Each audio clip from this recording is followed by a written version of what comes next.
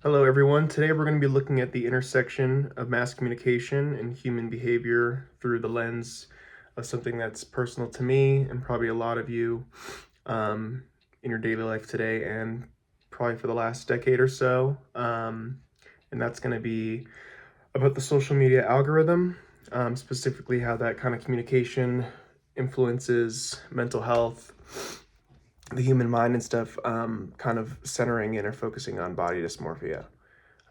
Just because I think that's something important and is pretty pressing, and kind of the facts here can be related to lots of different effects on human behavior because of social media. So that's slide one, and then we're calling it the perfect feed.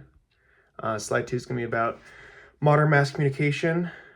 So we've transitioned from broadcast, with like radio and whatnot, which is one to many people, to more of an algorithmic method here. So many to one, kind of the reverse, or many to a personal point.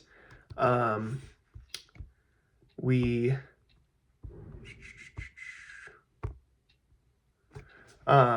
it's shifted. It's no longer passive, receiving of a TV signal, and you can walk back and forth, turn it on when you want to, and just kind of view it. We're like more of an active participant when it comes to social media, and those feedback loops.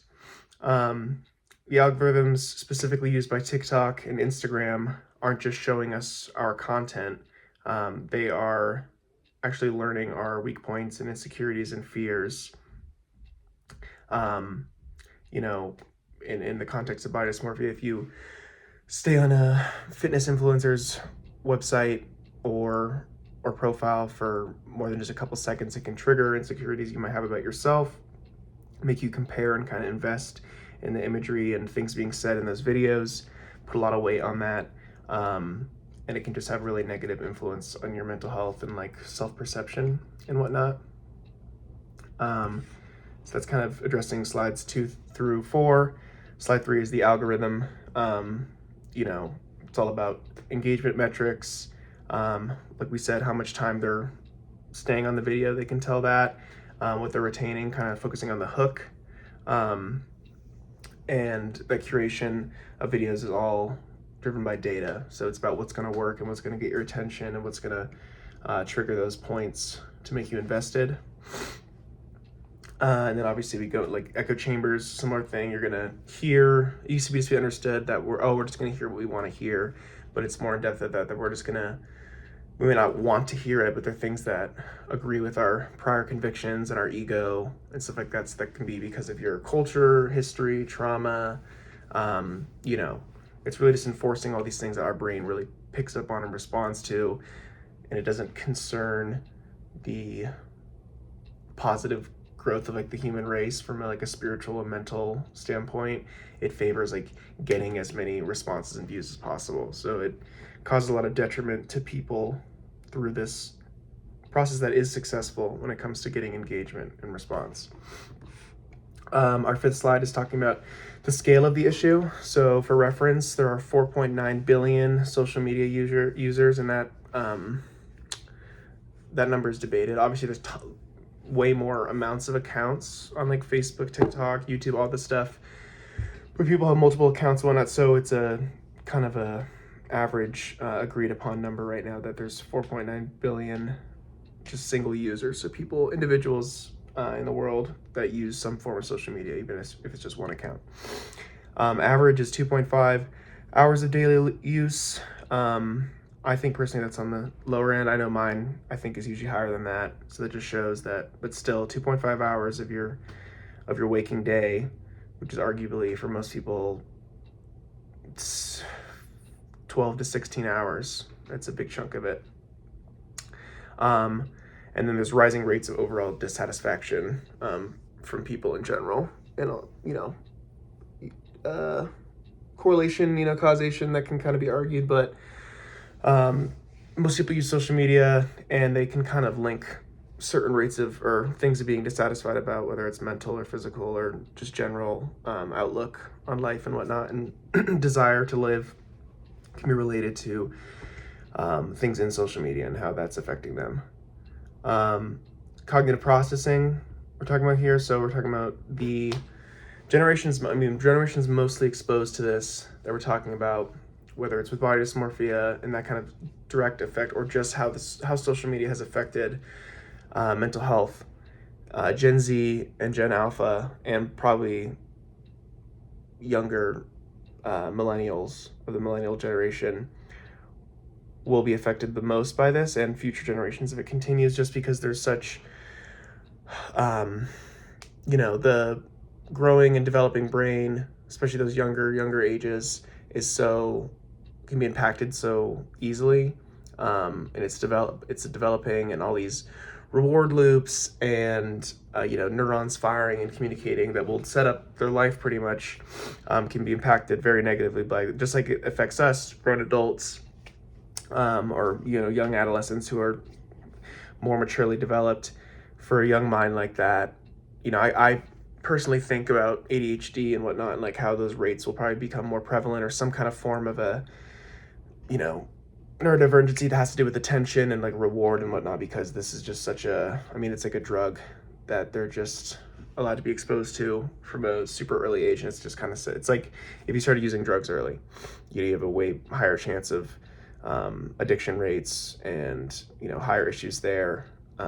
It works the same way for these individuals, unfortunately. And let's see, slide 6 and 7. We're talking about the social comparison theory, which we talked about obviously this year. Social media kind of pushes this, like lots of other things do, but just like its natural operation kind of pushes this. So, we got upward, which is comparing yourself to those who are better off, and downward, which is the opposite of that. And humans are hardwired to evaluate their own worth by comparing themselves to others. That's been kind of how we operate since the start of time. And in the past, we would compare ourselves to people close to us, people in school or neighbors, people in our community. But now we have access to compare ourselves to literally anyone on the planet who puts themselves out there. Any idea, people that aren't even alive. And these people who we're comparing ourselves to, a lot of them, we don't have the knowledge, information, and it's just like, it's the norm usually you're not your complete authentic self. Everything can be manipulated to look like everything's going well, or you're doing better, you're stronger, more attractive, your skin's more clear, whatever it is, whether it's like physical or more, coming off more intelligent or confident in what you're saying. So it's really kind of changed that whole dynamic and kind of exacerbated it more. Slides 8 and 11 are kind of talking about the two sides of the coin. There's positives and negatives of the whole situation. I would say on the positive side, mass communication is allowed for kind of something to combat this in a way. It's a big platform, so it's going to have, this is where the negative and positive effect is going to happen of communication. But it allowed for body positivity movement and like body neutrality. Those were like popular hashtags, and for years, lots of different, whether it's makeup companies or clothes companies specifically for women, have really been, there's stuff about males too now, but it definitely started more with, expectations over bodies and being, knowing that everyone looks different when they're healthy and stuff like that. It allowed it to flourish. It gave it a voice, mass communication gave it a voice that could be and was ignored more by traditional media like television and print and stuff like that. But comparative to that, the negative effects that it's been having is way, way stronger and really outweighs kind of that positive claim. There's a direct correlation, studies show, between high social media use and then body dysmorphic disorder, which is really no surprise there. I would assume that it's a more common diagnosis over the last 2 decades, specifically the last decade, I would say, excuse me.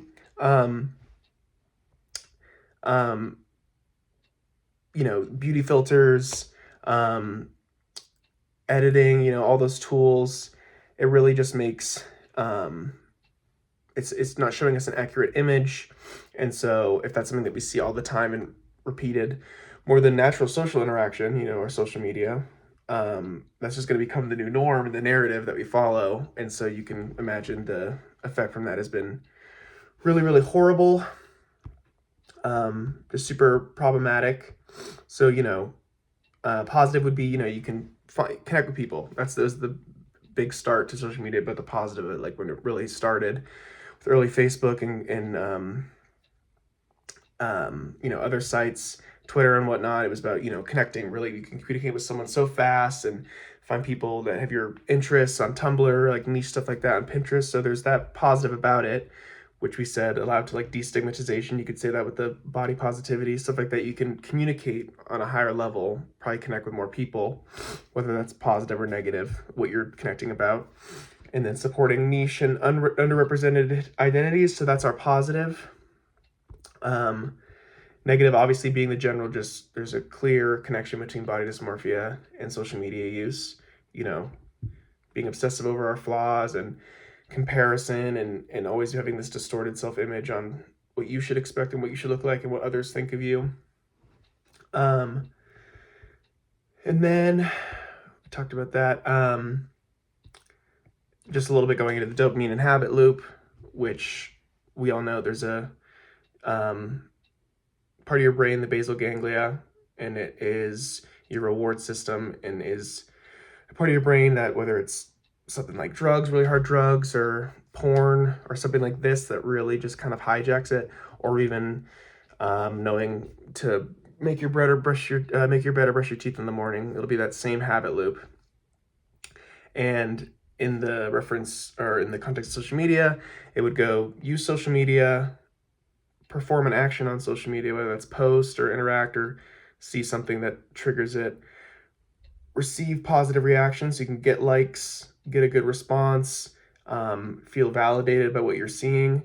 Your brain releases dopamine, and then it looks really good. It just keeps going over and over again.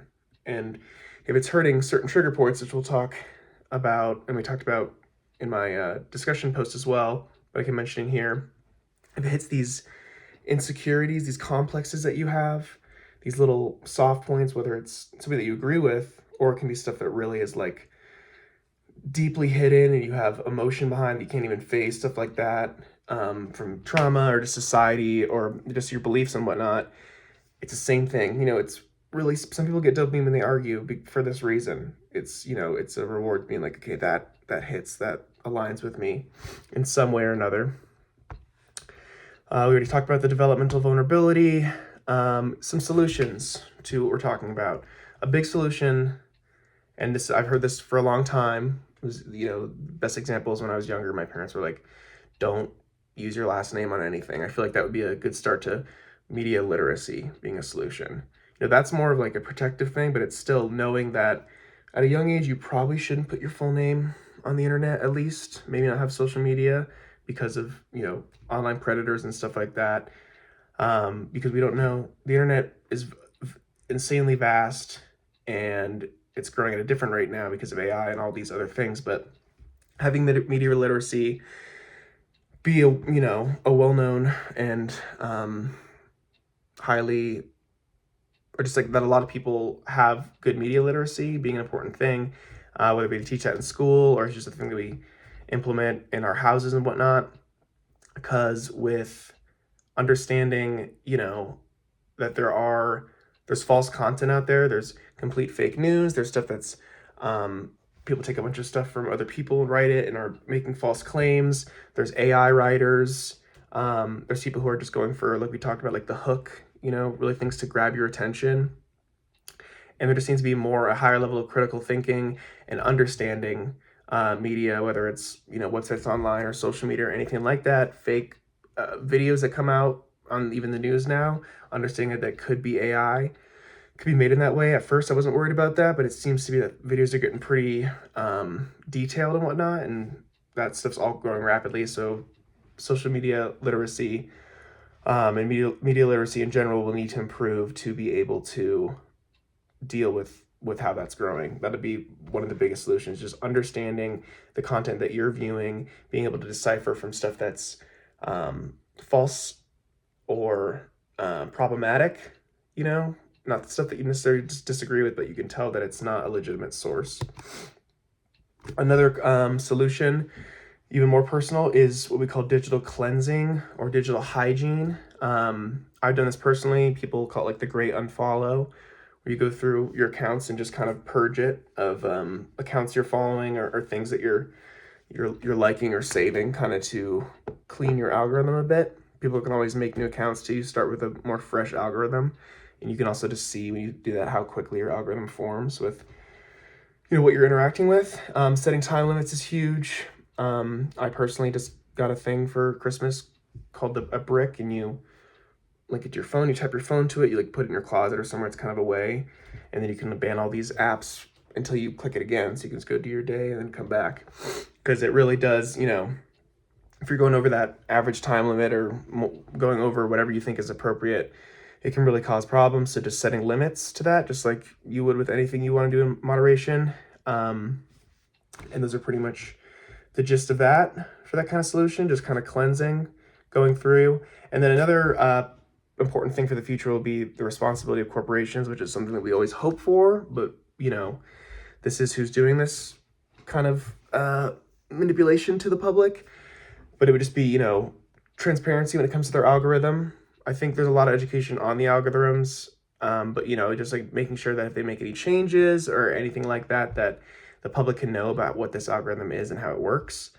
More mental health nudges, so like notifications from the app to, hey, maybe you should take a break, stuff like that. I don't know how effective those are, but anything that they can do on their end to be kind of like, whether it's like warning labels or reminders or self-implemented by state or country or whatever it is, kind of like you would with in Europe, the images of people's lungs after smoking, because they need to be responsible and transparent about the negative effects that these highly addictive, super interactive, there's just nothing that you can even relate it to as a form of media. And so I think that would be very important as a solution as well. And then obviously what goes with that would be further legislative action. There's been a lot of talk, over the last couple of years with, are we going to buy TikTok? Do they have data farms where they can influence our elections and, influence our development of our people, stuff like that. Other countries banned it right away. What is it? That's going to be important too in the future. I think there should be further legislative action in the US. It's kind of iffy right now because there's a lot of argument about already, our First Amendment is being, attacked and whatnot. So you wouldn't want complete censorship, but maybe more education on it and some limits. France has a Photoshop law. Norway has the mandatory labeling. These are more modern things that have been passed kind of in that realm in other countries. And so it'd be interesting and I think important for the US to kind of at least get involved there and get some perspectives on ways they can kind of manage this, not just letting it be kind of what it has been, which has been like pervasive. Creator ethics are another solution, another part that can help with this and kind of keep it in line.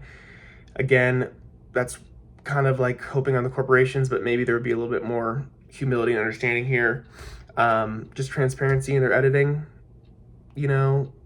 whether I'm watching fitness guys and they're not honest about if they're on testosterone or any type of supplement like that, or using editing, or and there's a lot of good content creators that'll be like, here's me in regular lighting without a pump, after working out, and then here's me in lighting right after I worked out, and I'm, good water weight, all this stuff.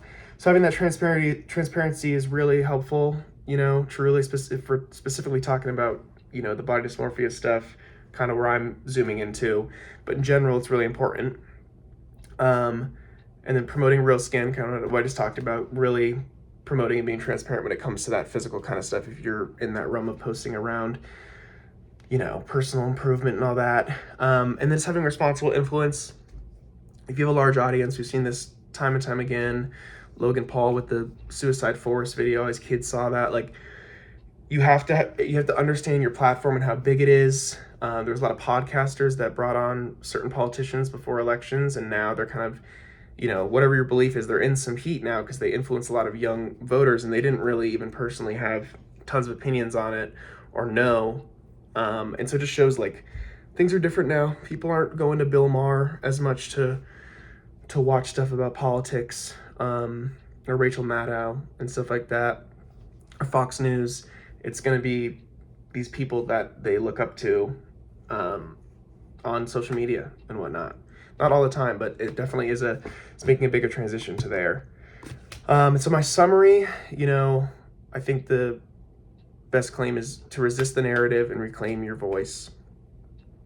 Resist these pre-programmed things that kind of seek you out and just kind of keep you stagnant in whatever ego-driven positive things you have to say about yourself and stuff around you, or the ego-driven negative stuff about, well, poor me, or this is, I'll never be good because of this. It's all just going to be kind of attacking that and just like taking your attention, using those things. It's just going to keep you in the same stagnant place, if not bring you down.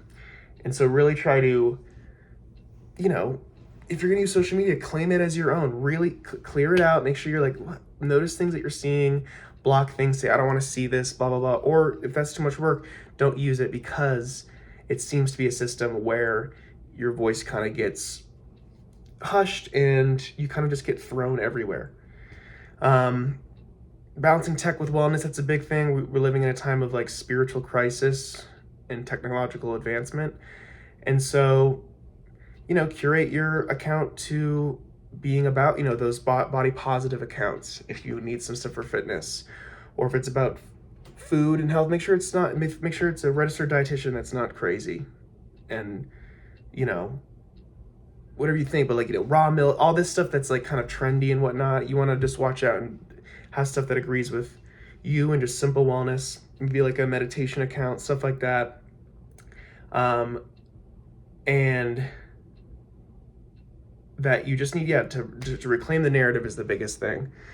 To really take back that personal voice and that personal mind, and whether that's through stuff that you do, or that we need to pass legislation, or companies need to change the way, corporations need to change the way that they're addressing and going about it, or getting UX designers to design the apps.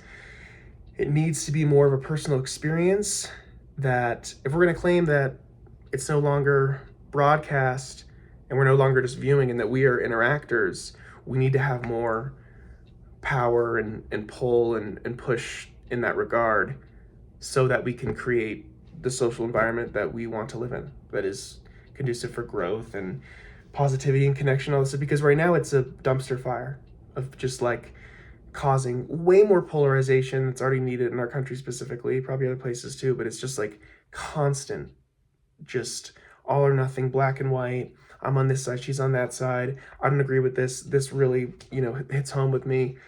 And so it just kind of needs to, I think we need to break it down and rebuild it up if it's something that we want to keep using as a society. But overall, that's kind of information I gathered and how I related those things together. Thank you for your time. I appreciate it.